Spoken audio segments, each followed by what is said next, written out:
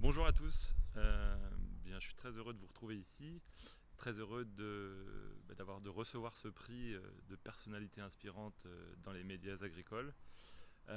J'imaginais pas ça quand j'ai fait mon film Au nom de la terre et surtout quand j'ai lancé ma plateforme digitale qui s'appelle cultivons-nous.tv, ce petit Netflix de l'agriculture, de l'alimentation, de l'environnement, de la ruralité.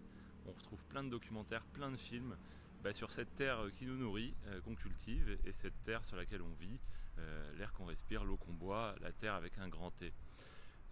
Cultivons-nous, la plateforme devient déjà Cultivons-nous le livre, avec la maison d'édition Les Arènes, un gros livre de 350 pages, qu'on espère être un livre annuel. Si le premier fonctionne, il y en aura un tous les ans, où je brasse tout l'univers de la terre, donc du champ à l'assiette, 150 pages sur le champ, 150 pages sur l'assiette, 50 pages de cahiers pratiques avec des recettes et puis refaire le lien entre justement l'assiette et la terre. Toujours de la pédagogie, une boîte à outils, c'est comme ça que j'ai créé Cultivons-nous la plateforme.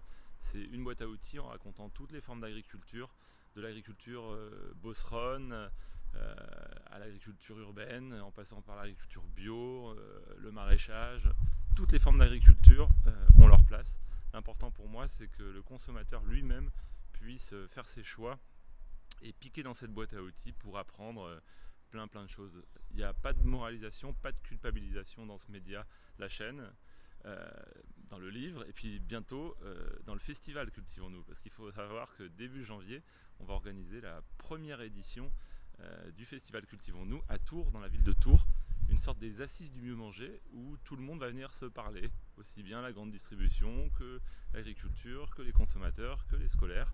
Un marché de producteurs, des animations autour de l'eau, de la création de la valeur, du mal-être chez les agriculteurs, des circuits courts, du français, du manger français, etc., etc.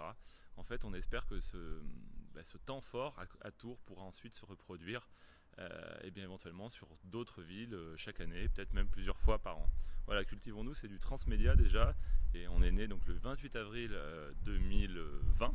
Il y a un an, pendant plein confinement, j'ai créé cette chaîne avec mon partenaire Antoine Robin, qui est le directeur des chaînes chez Alchimie, c'est mon coproducteur, et avec Guillaume Canet, qui est le parrain de Cultivons-nous. Tout de suite, Guillaume, quand je lui ai proposé d'être parrain bénévole de cette aventure, il m'a dit oui, vu l'aventure qu'on avait vécue sur mon film Au nom de la terre.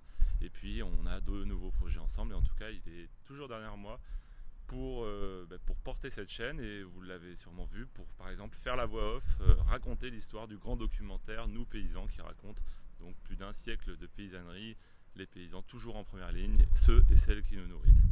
Euh, les paysans et le consommateur, l'agriculture et le consommateur, il y a un fossé, mais je pense que le Covid, quelque part entre guillemets, a pu les rapprocher.